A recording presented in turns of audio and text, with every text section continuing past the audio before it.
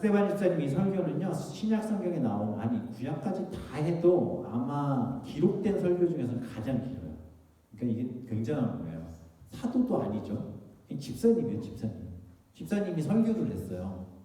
집사님이 설교를 했는데 그 사도행전 7장에 1절부터 몇 절까지 있어요. 7장에 쭉 보시면 60절까지 있어요. 60절까지. 근데 53절까지가 스테반 집사님의 설교예요. 이게 엄청난 거죠. 그렇죠? 우리 여기 계신 집사님들, 권사님들, 이렇게 아름다운 고백과 설교가 천국에 하나님이 기록하신 그 책에 다 기록되기를 소망합니다. 왜 아멘들 안 하세요? 아멘! 스테반 집사님이라니까요. 이 목사도 정신 차려야 되고, 여기 안수 집사님, 장로님, 권사님 다 정신 차려야 돼요. 이 집사님이 기록한 설교가 이렇게 아름답게 기록되어 있습니다. 저도 예전에 신학대학원에서 설교 공부할 때 이 설교만 가지고도 이제 한 2주 동안 공부했던 기억이 있어요. 그때도 보면서 참 대단하다 이제 이런 생각들을 했었는데 이 말씀에서 하나님 주신 것들을 우리가 좀 잘 붙잡으셨으면 좋겠어요. 지난주에도 이제 말씀을 나눴지만 스테반 집사님 잡혔죠. 잡혔는데 은혜와 권능이 충만했어요. 그리고 사도도 아님에도 큰 기사와 표적을 행할 수 있었어요. 그 이유가 뭐였죠? 스테반 집사님은 뭐가 충만했어요? 성령 충만한 사람이었어요. 그래서 그 스테반 집사님을 사람들이 험담하고 욕하고 막 이러던 찰나였는데 사람들이 막 스테반 집사님에 대해서 막 흠을 찾고 막 떠들어대다가 고개를 들어 스테반 집사님을 딱 봤는데 스테반 집사님의 얼굴이 어땠어요? 막 울상에 막 내가 왜 이 고난을 당하고 있나, 내가 왜 이렇게 고통을 당하고 있나, 난 집사밖에 안 되는데 왜 나를 여기다 데려놓고 힘들게 이런 표정이 아니었죠. 뭐라고 했어요? 지난주 마지막에 그 얼굴이 천사의 얼굴과 같더라라고 말하는 거예요. 비상사태가 벌어졌어요. 비상사태가. 대제사장 가야바가 앞으로 딱 나옵니다. 그리고 이렇게 묻습니다. 1절에 보면 대제사장이 이르되 이것이 사실이냐? 이것이 사실이냐라고 하는 건 뭐죠? 스테반에게 그 죄목을 잡았던 게 뭐였어요? 모세와 하나님을 모독하고 뭐 성전에 대한 잘못된 이야기들 뭐 이것들을 거짓 풍문을 만들어 스테반을 그렇게 넘어뜨리게 하려고 했잖아요. 이걸 묻는 거예요. 대제사장이 이게 사실이냐라고 묻는 거예요. 스테반이 이제 이르되라고 얘기하면서 오늘 본문이 시작합니다. 이 질문을 왜 했을까요? 이것이 사실이냐라는 질문을 대제사장이 왜 했을까요? 왜 했을까요? 이것이 사실입니까? 딱 물었어요. 근데 이것에 대해서 스테반 집사님이 사실이다! 얘기하면 어떻게 될까요? 죽어요. 그런데 그렇게 하지 않고 나는 그런 말 한 적이 없습니다. 라고 얘기하면 어떻게 될까요? 아, 그럼 사람들이 잘못 얘기했구나. 그러면서 어떻게 되는 거예요? 고비를 넘어가게 될 수 있는 거죠. 쉽게 말하면 사실이면 죽어요. 그러나 부인하면 살려주겠다라는 말이에요. 세상이 우리에게 이런 질문들을 던지지 않으십니까? 사실이냐? 그리스도인이냐? 정말 예수 믿느냐? 라고 질문을 던져요. 뭐라고 하실 거예요? 네, 저는 그리스도인입니다. 라고 얘기하시죠. 아멘? 눈 한번 질끈 감으세요. 질끈. 아니 가끔 가요. 아, 그렇구나. 먹어. 예. 놀아. 스테반 집사님 타협하지 않습니다. 눈 한번 질끈 감고 위기 모면하면 잠깐 동안의 어려움이 있을 수도 있겠지만 죽진 않았겠죠. 다시 복음 전하는 일을 하나님이 쓰실지도 모르잖아요. 어떻게 보면 우리의 일반적인 생각으로는 지금 이 순간에는 사실이 아니라고 이야기하고 그 순간을 모면하면 그게 더 지혜로운 것 같아요. 솔직히 우리들의 마음과 생각 속에 늘 그런 생각들과 싸움이 있잖아요. 요것만 넘어가면 되잖아요. 이것만 한번 눈 감자. 이것만 한번 참자. 아유, 새벽도 늦었는데 신호 한 번만 위반하자. 이러고 다녔었거든요. 저도 옛날에. 뭐 늦으면. 뭐 어때? 뭐 티켓팅 같은 거 하다가 잘못해가지고 제 거 하나를 안 하고 넘어간 적도 막 가끔 있고 그랬어요. 그러면 여기 가져가서 그 사람한테 이거 잘못했다고 얘기를 할까? 근데 가려면 또 차를 타고 가야 되고 막 이런 일이 벌어지고 아이고 하나님이 한번 해주셨겠지 그냥 이러고 이렇게 다 긋는 경우들이 우리 가운데 있다는 거죠.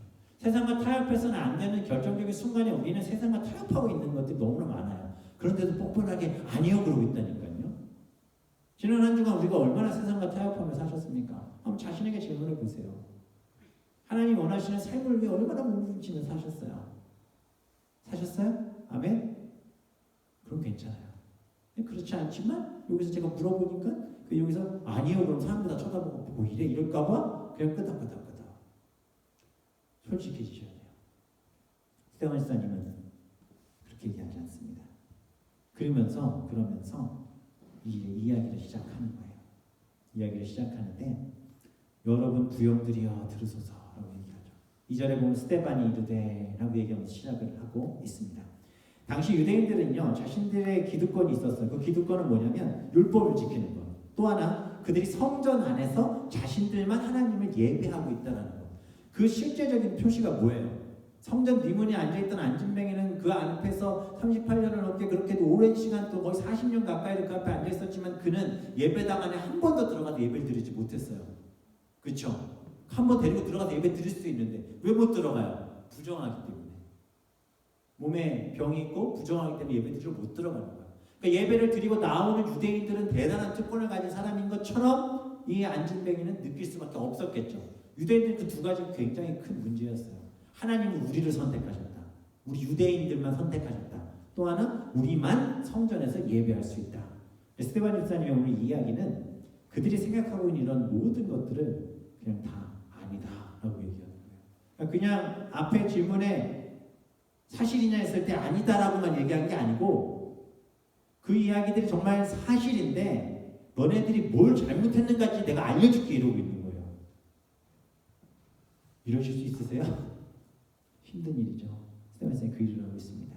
근데 그 이야기를 하는데 처음에 딱 등장시키는 인물이 누구예요? 바로 이스라엘이 그토록 사랑하고 존경하고 바라보는 아브라함에 대한 이야기를 시작하고 있습니다. 유대인들은 아브라함을 통해 하나님이 그들을 선택했고 또 모세를 통해 하나님의 율법을 받았다라는 이 높은 자부심을 가지고 있었어요. 그래서 그들의 어떤 유대 민족의 선민의식의 뿌리에는 아브라함과 모세에 대한 잘못된 해석들이 있었어요. 근데 실제로 지금도 이스라엘은 아브라함과 모세를 굉장히 쫓죠. 그리고 그들이 준 선택, 또 그들을 통해 주신 율법, 이것을 여전히 이스라엘 유대인들은 지금도 지키고 있다라는 것입니다. 이것에 대해서 스데반은 오늘 본문의 말씀을 통해 아브라함과 모세의 이야기들을 끄집어내면서 유대인들이 무엇을 잘못하고 있는지를 지금 설명하고 있는 것입니다. 2절에 보면 얘기하죠. 스데반이 이르되 여러분 부형들이여 들으소서 우리 조상 아브라함이 하란에 있기 전 메소포타미아에 있을 때에 영광의 하나님이 그에게 보여라고 얘기해요. 여기서 여러분 부형들이여 라고 말하고 있는 것은 뭘까요? 이 이야기는 자신도 당신들과 똑같은 유대인이었다. 그런 존재이다. 나도 율법을 좋아하고 하나님의 성전 안에서만 예배하는 것이 마땅하고 여겼던 당신들과 다를 것 없는 사람이다. 그러나 한번 보자. 아브라함을 하나님께서 어디에서 부르셨냐라고 묻는 거예요. 아브라함을 어디서 부르셨습니까? 구약 성경에서 갈대와 우르에서 부르셨죠. 그렇죠? 그게 이제 신약의 지명으로 메소포타미아예요. 거기에서 부르셨다는 거예요. 구약의 갈대와 우르와 메소포타미아는 같은 지역이에요. 근데 이 갈대와 우르에서 우르는요 불이라는 의미인데 갈대아 지역의 우르, 다시 얘기하면 갈대아 지역의 우상 숭배하는 자들이 모인 곳, 그곳에 누가 살았던 거예요? 아브라함이 살았다라는 거죠. 그러면 답 나왔네요, 그죠? 아브라함에 대해서 얘기했는데 시작이 뭐예요? 아브라함이 유대인이에요? 이방인이에요. 그럼 하나님의 말씀을 지키는 자였어요? 아니죠. 갈대아 그래도 우상 숭배하는 거였어요. 너희들이 그렇게 존경하고 사랑하는 아브라함도 이방인이었고 그는 우상 숭배하는 사람이었다. 그러나 하나님이 그 앞에 나타나셨다는 거죠. 실제로 여호수아도요. 여호수아서에서 이렇게 말씀해요. 여호수아가 모든 백성에게 이르되 이스라엘의 하나님 여호와께서 이같이 말씀하시기를 옛적에 너희의 조상들 곧 아브라함의 아버지 나홀의 아버지 데라가 강 저쪽에 거주하여 다른 신들을 섬겼었다라고 얘기해요. 여호수아 역시 아브라함에 대해서 이야기할 때 아브라함은 사실 우상 숭배하던 사람이다라고 여호수아도 이야기를 해요. 선지서에도 보면 이런 이야기들이 계속해서 나오고 있습니다. 스데반이 설교 제일 앞부분에 이 아브라함에 대한 이야기를 꺼내놓은 이유가 뭘까요? 왜일까요? 유대인들은 자기들에게 임한 하나님의 선택, 이 아브라함이나 인물을 통해 왔는데 그것 자체를 잘못 이해하고 있었어요. 그래서 이들은 아브라함을 자신들의 굉장히 훌륭한 조상으로 계속 미화시키고 그 혈통을 이어받은 자신들은 그렇게 믿음이 좋은 선택받은 백성임을 강조하면서 선민의식을 강화시키고 또 그 혈통에 근거하여 구원의 어떤 조건, 행위적 어떤 기준 이것을 제시하고 이해하고 믿게 했던 거예요. 쉽게 말씀드리면 아브라함의 좋지 않은 건 다 지워버리고 그냥 계속 미화시키는 거예요. 아브라함 점점 뭐가 되고 있는 거예요? 우상화되고 있었다. 스데반이 지금 그 이야기를 하고 있습니다. 유대인들의 기준에 봤을 때 이방인들은 구원의 대상이 아닙니다. 유대인들이 이방인을 동물에 비유하잖아요. 뭐와 뭐 같다고 얘기해요. 이방인은 개와 돼지 같은 게 이방인이에요. 그 예수님이 사마리아로 다니시고 이방인들과 있을 때 그 대제사장이나 바리새인들이 뭐라고 해요? 왜 그런 자들과 있느냐라고 자꾸 떠들었잖아요. 그런 상황이었던 거예요. 그러나 스데반이 이야기를 시작하면서 하는 게 뭐냐면 너희들의 조상 아브라함 봐라. 이방인이다. 그리고 우상 숭배했던 사람이다. 다시 말하면 하나님의 아브라함을 택한 것은 그가 우월적인 어떤 상황이었기 때문이 아니라 그 집안이 대단해서가 아니라 그저 하나님의 영광이 그에게 나타나셔서 그를 선택한 것이다라는 아브라함의 공론하고 의는 하나도 없이 누가? 하나님이 그를 선택하셨다라고 말하고 있는 거예요. 유대인들이 들으면 화가 날까요? 안 날까요? 니들 잘난 척하지 마. 니들이 잘해서 하나님이 니네 선택한 거 아니야. 니네들이 뭐 잘나고 니네들 유대인의 혈통을 가지고 있어서 뭐 아브라함의 자손이 아니야. 하나님이 그냥 너희를 선택한 거야. 유대인들이 들을 때 막 피가 거꾸로 솟는 발언인 거예요. 그러나 이게 거짓말이니까 사실이죠. 성경에서 계속 그렇게 이야기했고 이것은 팩트입니다. 그럼 그 아브라함의 시단이 어떠했냐라고 이제 스데반이 이야기하는 거예요. 솔직히 말씀드리면 아브라함이 그 천국에서 이거 스데반 집사님 설교하는 거 이렇게 들으면서 계속 뒷머리 이렇게 긁적긁적 했을 거예요. 왜 가만히 있는 나는 갑자기 끄집어내가지고 안 해도 되는 얘기를 이렇게 줄줄줄 하지? 이랬을 거예요. 그 내용들인 거예요. 뭐라고 하면 이르시되 내 고향과 친척을 떠나 내가 내게 보일 땅으로 가라 라고 얘기했어요. 하나님 아브라함이 나타나셨죠? 우리가 너무나 잘 아는 말씀이잖아요. 고향과 친척 아버지를 떠나라 라고 명령하셨습니다. 떠나라고 하셨어요. 물론 이 명령을 순종하는 것은 과연 쉬운 일은 아닙니다. 그렇죠? 떠나는 건 쉬운 일 아니에요. 누구나 안정된 생활과 정든 고향을 떠나 이방의 나그네로 유리하는 것을 좋아하는 사람은 없겠죠. 그런데 아브라함이 이를 실행하게 된 것은 누가 명령했기 때문에? 하나님이 나타나셔서 명령하셨기 때문에 따라 나온 거예요. 그의 생각과 의지를 떠나서 하나님의 영광을 보고 순종하여 그 길을 떠나는 것이죠. 어떤 일이 일어날지 모르지만 걸어가는 것. 이것이 바로 신앙의 길인 거예요.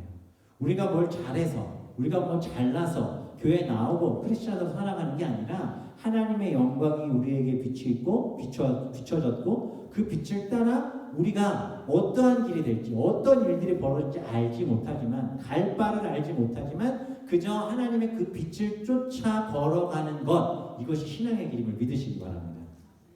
이 신앙의 길은 복을 주시겠다는 얘기가 아니에요. 이해하시죠? 이 신앙의 길은 건강을 주시겠다는 얘기가 아니고 자녀들이 잘 되리라고 얘기해 주시는 게 아니에요. 물론 그럴 수도 있지만 그것이 주가 아니라 하나님이 그저 우리를 부르셨고 그것을 쫓아가는 것이 신앙의 길이라는 것입니다. 하나님을 붙잡고 하나님의 말씀에 의하여 움직이고 그 움직임에 있어서 하나님이 옆에서 도와주고 계시는 것. 그래서 우리의 신앙의 길은 하나님이 부르실 때 발걸음을 내딛는 것에서부터 시작하는 거예요. 아브라함이 그렇게 시작했던 거죠. 히브리서 11장 8절에 믿음으로 아브라함은 부르심을 받았을 때 순종하여 장래 유업으로 받을 땅에 나아갈새 갈 바를 알지 못하고 나갔다라고 얘기하잖아요. 이 믿음의 결단이 우리 가운데 있어야 할 줄 믿습니다. 뭐가 있다고? 뭐 얼마나 대단한 일이 있다고? 우리가 이 자리에 나와서 예배하고 있으십니까? 왜 나오셨어요? 왜 기도하러 오셨어요? 쉽게 대답할 수 있잖아요. 하나님이 오라고 그러셨어요. 딱 끝이에요. 하나님이 부르셨어요. 그럼 끝인 거예요. 하나님이 부르셨고 난 그래서 그 부르심에 응답 순종하여 이 자리에 나왔습니다. 그럼 나왔기에 하나님께서 이루시는 인생의 귀한 길을 함께 걸어가게 될 줄 믿습니다. 그 말씀에 순종하여 아브라함이 길을 걷습니다. 그러면서 4절에 이 말씀이 나오죠. 이르시되 아브라함이 갈대아 사람의 땅을 떠나 하란에 거하다가 그 아버지가 죽음에 하나님이 그를 거기서 너희 지금 사는 이 땅으로 옮기셨느니라. 여기서 이 땅이라는 표현은요, 지금 예루살렘 땅을 이야기하는 거예요. 그곳을 떠나 하란에 거하다가 아버지가 죽고 하나님을 거기서 너희 지금 사는 이 땅, 이스라엘 지금 있는 그들이 살고 있는 그 땅으로 우리를 옮겨주셨다라고 말씀하고 있는 겁니다. 여기서 중요한 것은 옮기셨다라는 말씀이에요. 창세기에도 보면은요, 아브라함이 여호와의 말씀을 따라갔다라고 얘기하거든요. 이 표현은 히브리적으로 얘기하면 하나님께서 아브라함을 들어 옮기셨다라는 거예요. 하나님 들어 옮기셨다라는 거죠. 왜 하나님께서 아브라함을 갈대아 땅에서 불러내셔서 하나님 땅으로 그리고 또 가나안 땅으로 옮기셨을까요? 왜 하나님께서 세상에 살고 있던 우리를 옮기셔서 교회 앞에 있게 하셨고 하나님의 말씀을 듣고 구원받게 하셨을까요? 구원받고 천국 가게 하시고 그 유업, 그 길에 대해서 이제 아브라함이 그 길을 따라갔다라고 이야기합니다. 하나님께서 아브라함의 것을 약속하시며 그를 부르셨던 거예요. 저희들이 잘 아는 창세기 12장 1절 3절에 말씀하시죠. 고향 친척 아비 집을 떠나라 큰 민족을 이루고 내게 복을 주어 내 이름을 창대하게 하니 너는 복이 될지라. 너를 축복하는 자에게 복을 내리고 너를 저주하는 자에게 내가 저주하니 땅의 모든 족속이 너로 말미암아 복을 얻을 것이라 라고 말씀하시죠. 이 말씀에서 우리가 잘 외우고 있는 것은 이거잖아요. 고향과 친척 아비 집을 떠나라 큰 민족을 이루고 내게 복을 주어 내 이름을 창대하게 하리라. 너는 복이 될지라. 우리 이거에 주로 많이 집중을 하는데 이 말씀의 정말 핵심적인 것은 뭐냐면 축복하는 자에게 복을 내리고 저주하는 자에게 내가 저주하겠다라는 거예요. 왜 이런 일을 하실까요? 하나님께서 왜 축복하는 자에게 축복하고 저주하는 자에게 저주하겠다고 말씀하실까요? 왜 그러실까요? 제가 어렸을 때 살짝 개구장이었잖아요. 윗동네랑 아랫동네 살았는데 윗동네 살던 제 친구도 아니고요. 그냥 저한테는 원수와 같은 아이가 하나 있었는데 그 친구가 저한테 시비를 걸고 가는 거예요. 그래서 제가 뒤에서 야 이 나쁜 놈아 막 그랬더니 걔가 갑자기 돌을 하더니 슉 집어던졌는데요. 여기가 맞아가지고 터졌어요. 이제 가만히 있으면 돼야 돼. 피가 이렇게 치 나는 거예요. 화가 나고 돌 들고 와가지고 뒤에 던져가지고 뒤통수를 맞췄잖아요. 잘했죠. 잘했다고 어떻게 해 집사님 또. 그 집에 갔더니 저는 꼬맬 정도는 아닌데 맞아서 피가 날 정도였는데 걔는 뒤에 한 6-7번을 꼬맬 정도로 뒤통수가 이렇게 살짝 찢어진 거예요. 저녁에 그 집 엄마가 이렇게 와가지고 지금 막 저도 막 그래서 어머니도 엄청 놀랐어요. 제가 얘기했어요. 어머니 내가 아무 잘못을 안 했는데 제가 갑자기 시비를 걸더니 돌을 던져 나를 맞췄는데 내가 막 가만히 있는 게 맞아? 성경에 이해는 이로 그 나왔잖아, 그렇죠? 그 돌을 가지고 가가지고 내가 친 것뿐이 내가 잘못한 게 그렇게 터진다 몰랐어. 막 그랬더니 엄마가 그래도 이놈아 교회 다녀서 왜 무슨 엄청 놀랐어. 너무 억울한 거예요. 근데 더 억울한 게 무슨 일이 벌어졌냐면 그 다음날 동네를 또 가는데 그놈이 여기 이만큼 반창고 붙이고 옆에 3학년짜리 있잖아요. 제가 1학년 때군요. 3학년 저보다 2살 많은 형을 데리고 와가지고 저를 닦고 그 꿀밤을 팍 뗐더니 와 너 한 번만 더 얘 건드리면 나한테 2번 이러고 가는 거예요. 제가 화가 나요. 그리고 가는데 또 돈을 찾았어요. 그 순간 어머니의 말씀이 생각났죠. 내가 또 이러면 큰일 난다. 뭐 씩씩거리는 집에 들어갔어요. 막 있는데 막 울분이 나고 막 미치겠는 거예요. 맞은 것도 너무 억울하고 화가 나고 어디 때리냐 돌 맞을 때 또 때린 거예요. 얼마나 아파요. 막 화가 나고 막 이러고 있는데 형님이 왔어요. 저희 형님은 저랑 5살 차이나요. 형이 오더니 1학년짜리 애가 씩씩거리는 두고 너 진호한테 왜 그래 그랬더니 물어보고 그래서 저희 형님이 그때 제가 1학년 5살 차이니까 6학년이었거든요. 저희 형님은 공부 진짜 잘했고 학교 전교 어린이 회장이고 막 그랬어요. 대우 잘 나갔어요. 학교에서 유명했거든요. 근데 걔가 내 형이 그 형인지 몰랐던 것 같아요. 나중에 보니까 형한테 얘기했어요. 무슨 놈이 그랬더니 그래 알았어 그러더니 가자 그러는 거예요. 근데 그 집 앞으로 가가지고 불렀어요. 그랬더니 저는 이제 무서워가지고 이렇게 있는데 그 3학년짜리 딱 나오더니 저 형을 보더니 갑자기 인사를 하는 거예요. 너 나 알지? 그러니까 네. 알고 봤더니 보이스카우트 하는 애야. 저기 보이스카우트 그 팀 단장이었거든요. 딱 보더니 너 내 동생 지금이 알아? 그랬더니 전 뒤에 있었거든요. 네 아는데요. 내 동생이야. 네. 그러더니 먼저 어두워요. 그러더니 딱 한마디 했어요. 건들지 마.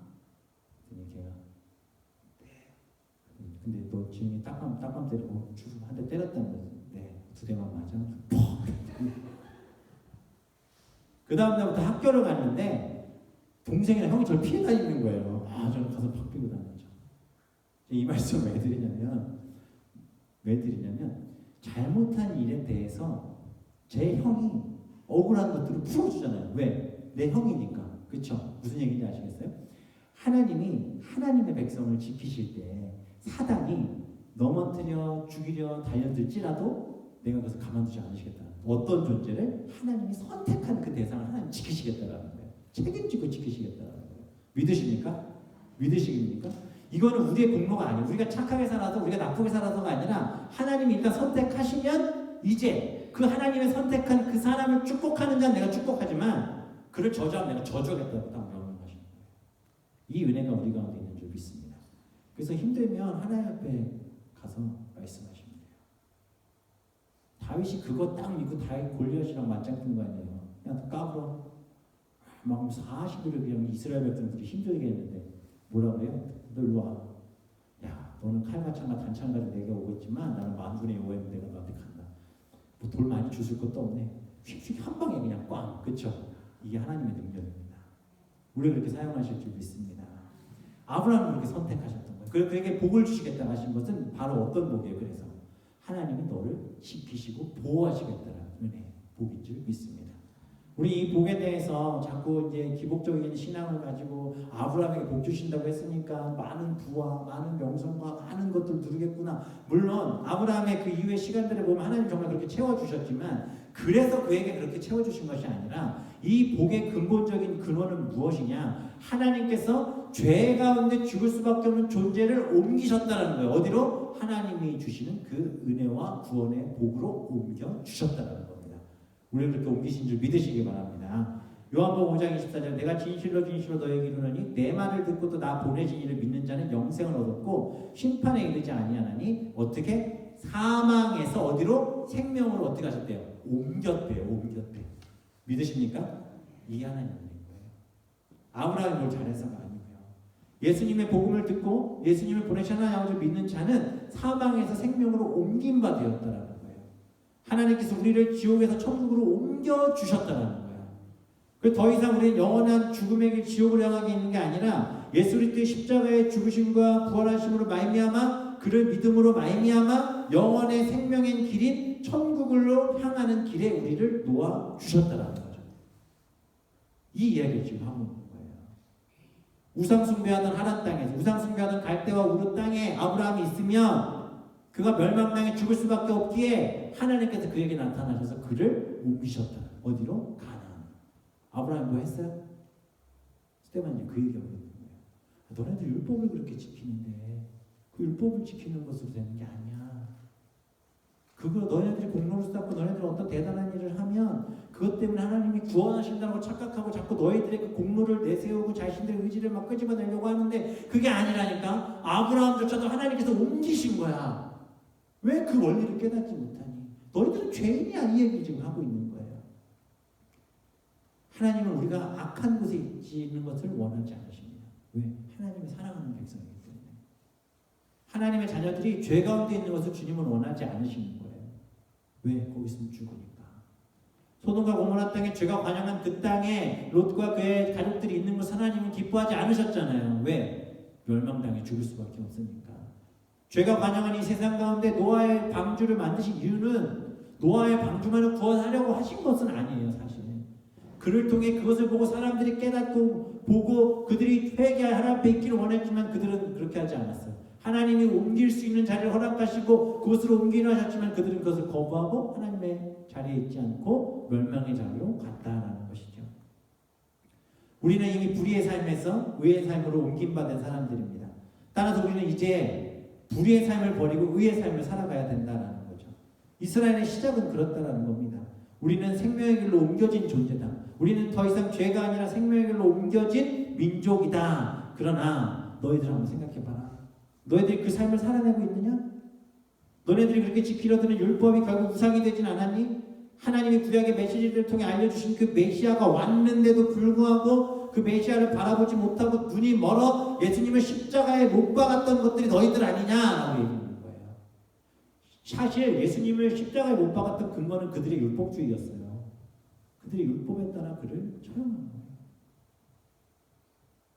결국 그들이 만든 우상, 율법이 우상이 되고 아브라함이 우상이 되고 예수 그리스도가 먼저여야 되는 자기 자신이 우상이 된 가치관 속에, 그런 세상 속에 살아가고 있던 이스라엘.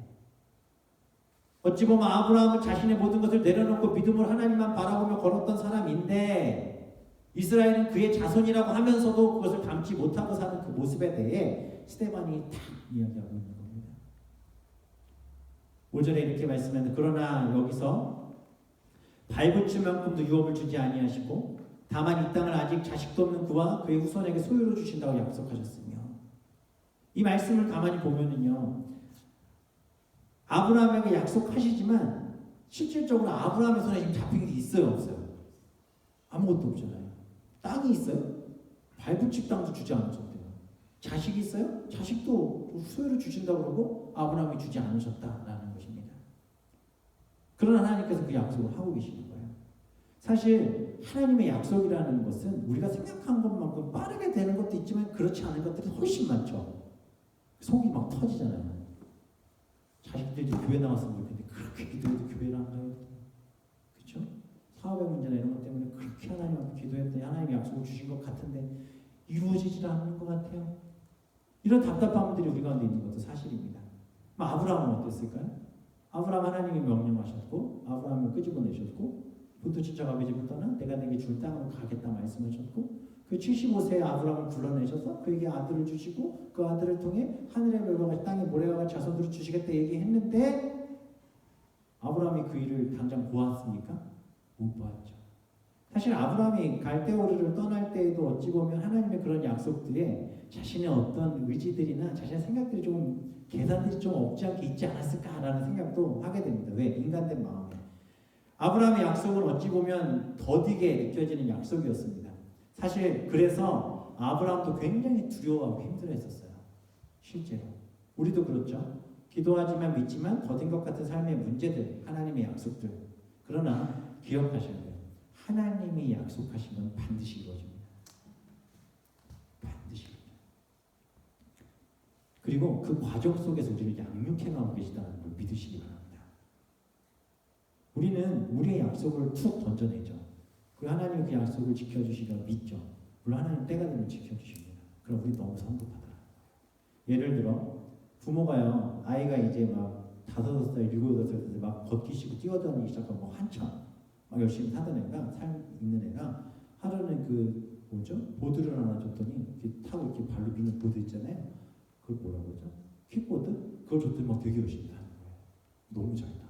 그 부모님도 생각하고 얘 천지 아니야? 막 이렇게 별 생각을 다 했어요. 늦게 다 하거든요. 엄마 아빠한테 이러는 거예요. 아빠, 나 킥보드 탔더니 너무 잘 타는 것 같아. 아빠도 나한테 너무 잘 타더라. 너 운전 잘하는 것 같지? 잘하는 것 같아. 차 사줘. 사주실 거예요? 사주실 거예요? 그래. 차 살만해. 차 사자. 사줄 수 있어요? 사줄 수는 있겠죠. 운전할 수 있어요? 돼요? 안 돼요? 안 되죠. 근데 부모가 얘기는 할 수 있죠. 알았어. 내가 너 크면 차 사줄게. 얘기할 수 있는 거죠. 그럼 그 약속이 언제 이루어지는 거예요? 그 아이가 자라서 장성한 분량이 됐을 때 그 선물을 주시는 거예요. 우리가 그렇게 산다니까. 하나님이 약속하신 것이 마치 나는 지금 받을 자격이 있는 것처럼 착각하고 있을 때가 너무 많아요. 하나님의 약속은 반드시 이루어지지만 기다리게 하시는 줄 믿으시기 바랍니다. 아이들을 혼낼 때도 마찬가지예요. 이제 막 태어나서 막 바닥에서 응애 하는 아이를 때리는 부모는 없죠. 그건 난리 나는 거예요. 그런 아이들은 때릴 필요가 없어요. 그렇죠? 그 조금 타서 막 기어다닌다고 해도 그 아이들도 때리는 아이들은 아니고요. 부모가 배를 드는 건 언제겠어요? 어느 정도 커서 말귀를 알아듣는데도 잘 듣지 않을 때 정말 그 아이에게 내가 필요하다고 생각하는 순간 때리는 것처럼 하나님도 우리에게 그 때와 믿음의 분량에 따라 우리가 믿음이 얼마나 성장하고 하나님 앞에 서 있느냐에 따라 그렇게 인도해 가시는 거예요. 아브라함도 마찬가지였어요. 아브라함의 인생도 가만히 보면요, 믿음의 조상이라고 할 수 있을까 할 정도로 아브라함의 삶이 창세기 12장 이후에 나오는 그의 삶을 보면 참 답이 없는 모습이 참 많이 나와요. 우리도 마찬가지잖아요. 예수님을 만난 첫사랑의 감격을 가지고 있지만 유지하면서 사는 사람이 딱히 많지는 않잖아요. 그래서 맨날 울면서 기도하잖아요. 주여 첫사랑을 회복시켜 주시옵소서. 저 언제 회복되는 거예요 도대체? 그때로 돌아오게 해주시옵소서. 지금 하면 되는데 자꾸 그러고 있는 거예요. 아브라함 어땠나 보세요. 갈대로 떠났지만 기근이 오고 배고프니까 하나님이 가지 말라고 해서 애굽 땅에 내려가잖아요. 애굽 땅에 내려가서 뭐예요? 그 땅에서 아내를 누이라 속이죠. 큰일 날 뻔하잖아요. 하나님이 개입하셔서 누구를 혼내세요? 아브라함 너 거짓말했어. 아브라함 혼내세요? 아니요. 하나님 약속하셨잖아요. 너를 축복하는 자가 내가 축복하고 저주하겠다. 바로가 무슨 잘못을 했다고? 바로한테 나타나셔서 바로를 혼내시는 거예요. 바로 그냥 물어봤어요. 저 여인은 누구니? 내 누이야. 아 그래? 그럼 내가 취할 수 있겠구나. 그러세요 하고 아브라함이 다 준 건데 하나님은 아브라함을 치시냐 바로를 치신 거예요. 잠자다 갑자기 깜짝 놀라가지고 그냥 벌떡 일어나가지고 아브라함에 가서 얘기하잖아요. 아브라함이 또 어떤 약속하셨어요? 후사에 대한 약속을 하셨음에도 불구하고 아브라함은 어떻게 하냐면 그 후사가 여전히 생기지 않는 것 때문에 계속 두려워해요. 결국 그 결과가 15장 1절에서 보면 이후에 여호와의 말씀이 환상 중에 아브라함에게 이름하여 이르시되 아브라함아 두려워하지 말라라는 말씀을 주실 때까지 아브라함이 두려워하고 있는 거예요. 아브라함이 두려운 거예요. 후사를 주신다는데 자식이 안 생겨. 애가 안 생기는 거야. 도대체 언제 주신다고 지금 묻고 있는 거예요. 하나님 말씀하세요. 두려워하지 마. 내가 너의 방패고 너의 큰 상급이야. 그럼 아브라함 이 정도 얘기해서 아브라함 뭐라고 대답했대요? 네 하나님 제가 다시 한번 하나님 앞에 엎드리겠습니다. 이렇게 얘기해야 되잖아요. 근데 아브라함이 이제 기다릴 만큼 기다렸나 봐요. 이전에서 이렇게 얘기합니다. 아브라함이 주 여호와여 무엇을 내게 주시려나이까? 나는 자식이 없사오니 나의 상속자는 이 다메섹 사람 엘리에셀이니이다. 무슨 얘기냐면 장난하십니까? 쉽게 말씀드리면 이거예요. 성경에 장난하십니까? 라고 나오진 않아요. 근데 제가 말씀드리면 하나님 장난하십니까? 지금 몇 년이 흘렀는지 아십니까? 제가 후사로 삼을 사람은 내 종 엘리에셀밖에 없습니다. 라고 얘기하는 거예요. 또 아브라함은 또 얘기해요. 또 이르되 주께서 내게 씨를 주지 아니하셨으니 내 집에서 길린 자가 내 상속자가 될 겁니다. 라고 묻는 거예요. 약속을 하셨으면 지키시고 이루어주셔야 되는데 안 하시니까 내가 알아서 하겠습니다. 이게 아브라함이라니까요. 이게 아브라함이에요. 스테반 집사님 그 얘기하고 있는 거예요. 그 하나님 뭐라고 하십니까? 하늘의 뭇별을 보여주시며 내 자손이 이렇게 될 거야, 많아질 거야 말씀하세요. 그럼 이제 어떻게 해야 돼요? 아브라함이 지금 믿어야죠. 그래서 하나님께서 어떻게 하시냐면 아브라함이 여호와를 믿으니 여호와께서 이를 그의 의로 여기시니라. 하나님 앞에 입술로 고백한 거예요. 제가 하나님 믿습니다. 더 놀라운 사실은 아브라함이 하나님 앞에 내가 하나님을 믿습니다라고 입술로 고백한 건 이 장면이 처음 나오는 거예요. 12장에서 불러내시는데 우리는 얼마나 하나님 앞에 주의 약속을 믿습니다라고 고백하고 계십니까?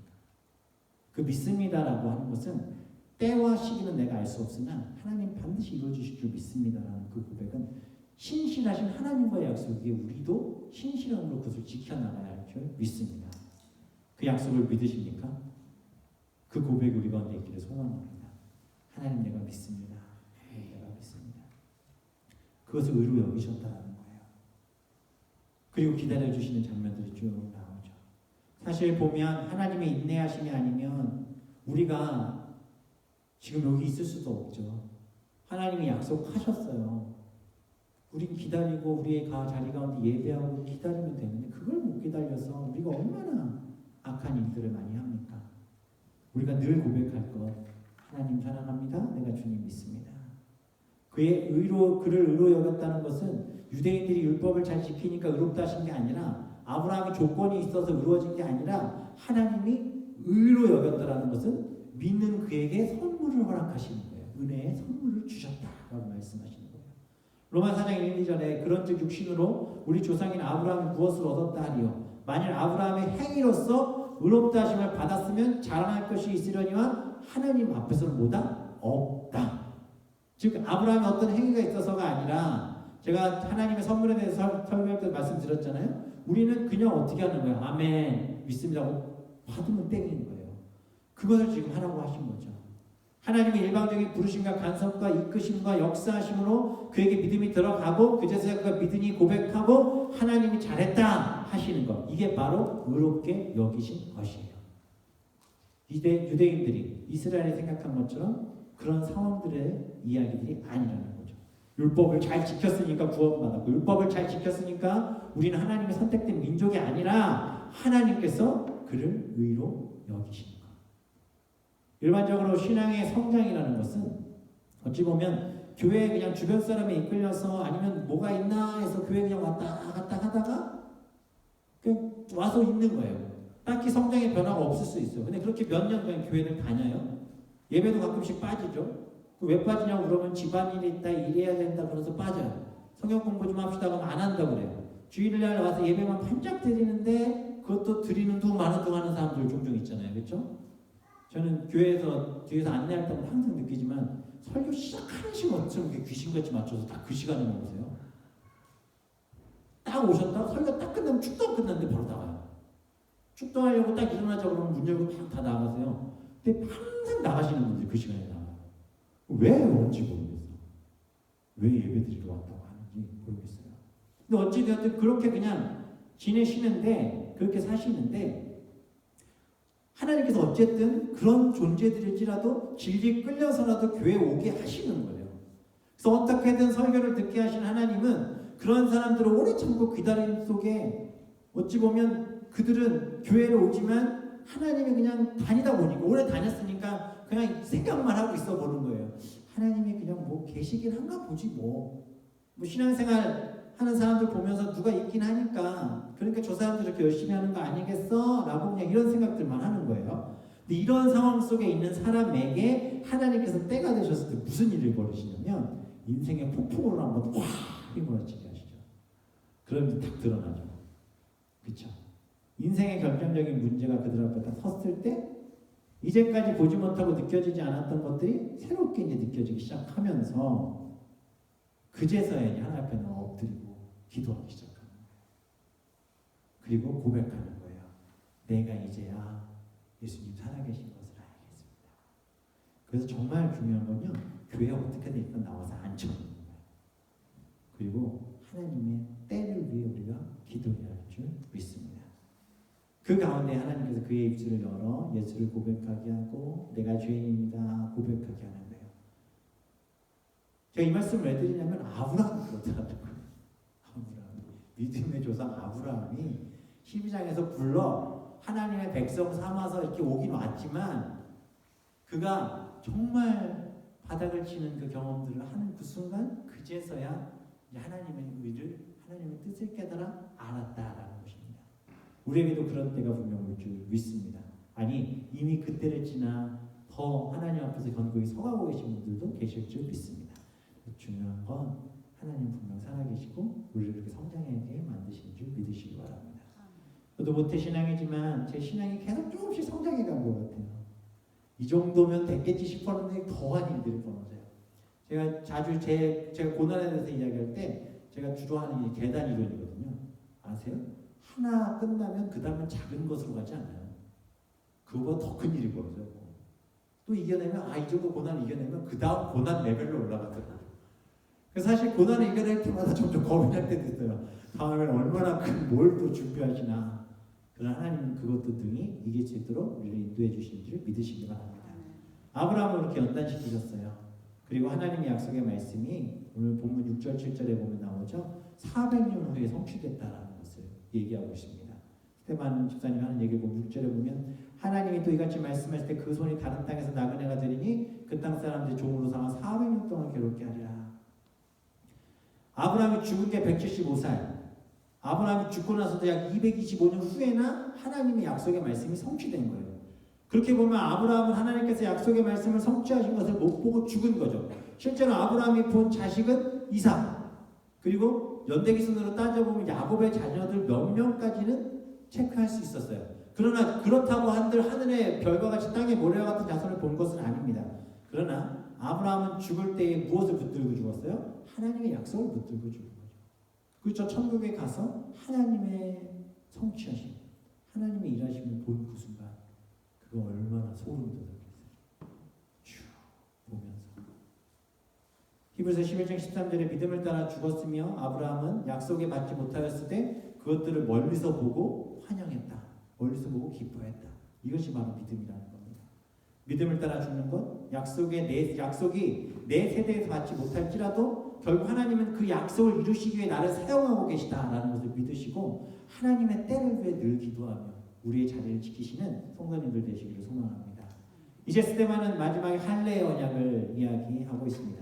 8절에 보면 할례의 언약을 아브라함에게 주셨더니 그가 이삭을 낳아 여드레 만에 할례를 행하고 이삭이 야곱이 우리 12조상의 조상을 낳으니라 라고 말씀합니다. 사실 이 할례의 언약은요, 이 앞에서 말했던 창세기 15장에서 아브라함이 하나님을 믿는다고 고백한 이후에 하나님이 그에게 땅을 주어 소유로 삼게 하셨어요. 그리고 그렇게 약속하셨어요.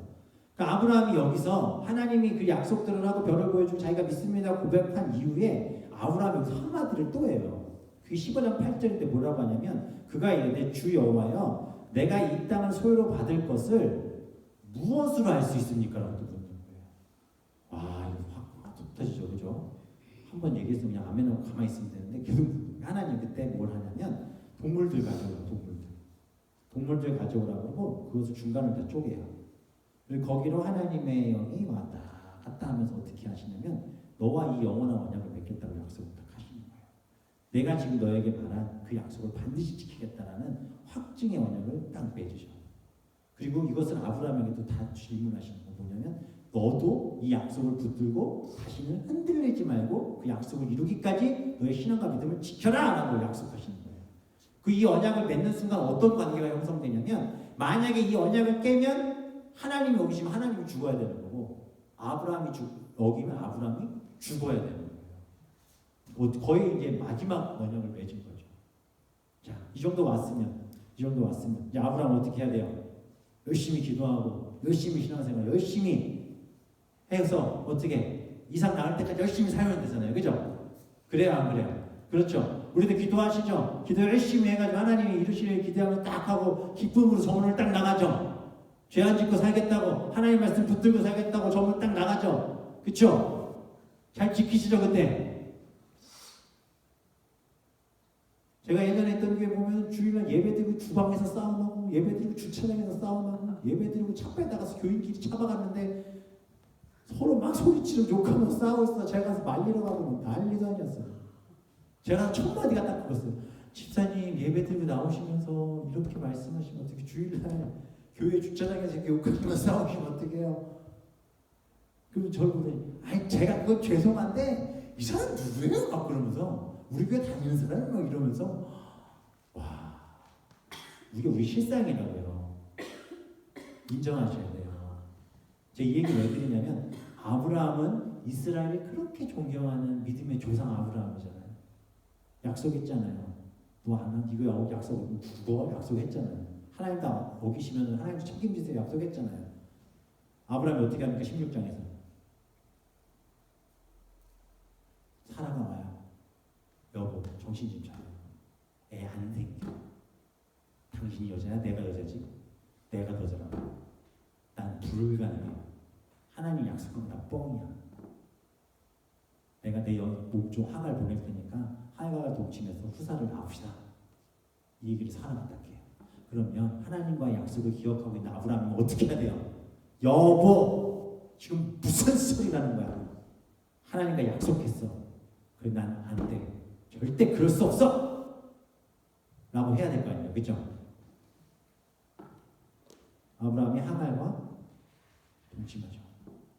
왜? 후사를 얻어요. 15장에서 약속해요. 16장에서. 이게 믿음의 조상 아브라함이에요. 스데반이 지금 그 얘기를 하고 있는 거예요. 하나님이요. 이 16장 사건 때문에 아브라함과 언약 맺으신 이후에 86세의 언약을 맺으셨는데 이 언약을 맺으셨는데 13년 동안 하나님이 아브라함 그때 나타나지. 그런데 하나님은 약속을 지키시는 분이잖아요. 하나님이 약속한 때가 되셔서 말없이 계시다가 그때 나타나세요. 나타나셔서 하나님이 아브라함에게 나타나셔서 하신 첫 마디가 뭐냐면 나는 전능한 하나님이라. 무슨 얘기냐면 나는 전지전능한 여호와 하나님인데 네가 나와의 관계를 깼구나.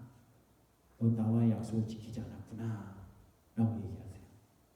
그리고 하나님께서 아브라함을 죽이십니다. 왜요? 약속을 안 지켰기 때문에. 아브라함을 죽이세요.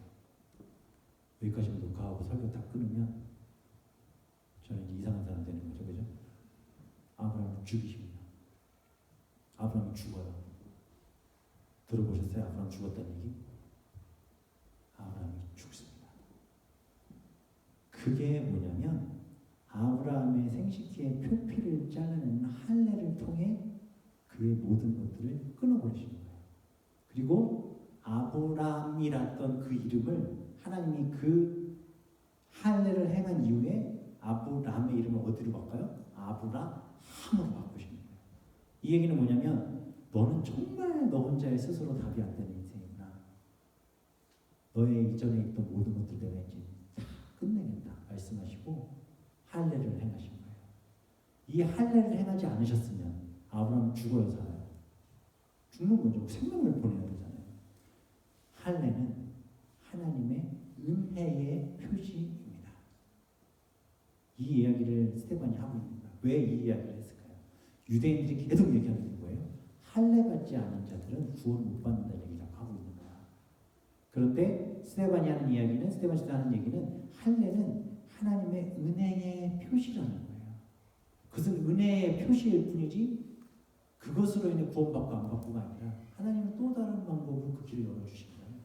그 신약에서는 할례가 신약에 넘어와서 뭐로 바뀌냐? 바로 세례로 바뀌는 거예요. 세례는 뭐예요? 침례가 물에 들어가는 순간 죽은 거잖아요. 그리고 나오면 다시 산 거잖아요. 할례와 똑같은 개념이에요. 스데반 집사는 바로 그 이야기를 하는 거예요. 유대인들아, 너희들의 삶의 기초와 근거가 어디에 있느냐? 너희들이 하나님의 은혜로 말미암은 용서와 구원의 감격과 사랑이냐, 아니면 너희들이 이야기하는 율법과 실력과 조건과 자랑의 것이냐, 너희들의 출신이냐, 아브라함의 자손이라는 것이 너희들을 구원받게 하는 것이냐? 아니다라는 거예요. 우리의 삶의 기초, 그것은 오직 구약에서 말씀하신 그 예수 그리스도를 이 땅에 보내심으로, 그 은혜로, 그 사랑으로, 우리를 십자가에 달려 죽으심으로 그분이 영원한 완성, 구원을 완성하심으로 우리가 구원받은 것이지, 너희들이 이야기하는 것처럼 아브라함을 통해, 할례를 통해 이스라엘 백성이어야만 구원받는 것이 아니라 하나님의 자녀는 예수 그리스도의 십자가의 그 사랑을 믿고 구원받는 것이다. 이 이야기를 지금 아브라함 이야기를 통해 이야기하는 거예요.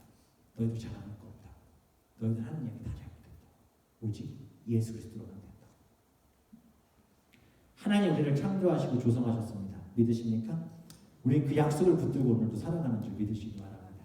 내 눈앞에 지금 어떠한 약속이 어떻게 이루어질지 알지 못하지만 믿음으로 그 길을 걸어가시기를 주님의 이름으로 축원합니다. 그리고 우리가 죄 가운데서 이제 죽어야 돼요. 그리고 하나님이 원하시는 삶, 그 삶을 위해 몸부림치시기 바랍니다. 우리 삶에 문제가 있고 우리 삶에 아픔이 있고 우리 삶에 걱정이 있는 이유가 뭐겠어요? 죄 때문에 그래요. 죄 때문에. 그래서 하나님 말씀하시는 거예요. 두려워하지 말라고. 두려워하지 마. 내가 너랑 함께 하잖니. 내가 너의 길을 인도할 거야. 내가 그 약속을 지켜갈 거야. 신실하신 하나님은 그 약속을 지켜갈 거라 약속하시며 우리와 함께 하심을 믿으시기 바랍니다. 오늘 이 밤에 그 약속을 붙들고 하나님의 그 언약을 붙들고 스데반 집사님이 얘기한 것처럼 아브라함도 대단한 사람 아니었어요. 그러나 하나님이 그를 옮기시고 선택하셨을 때 구원하신 거죠. 우리도 그렇게 사용하실 줄 믿습니다. 우리가 아브라함보다 더 귀한 믿음의 길로, 믿음의 조상의 반열에 이를 수 있는 하나님의 사람들 되시기를 주님의 이름으로 축원합니다. 우리의 마음의 모든 걱정과 염려 이 시간 우리 함께 찬양으로 내려놓고 함께 기도하면 좋겠습니다.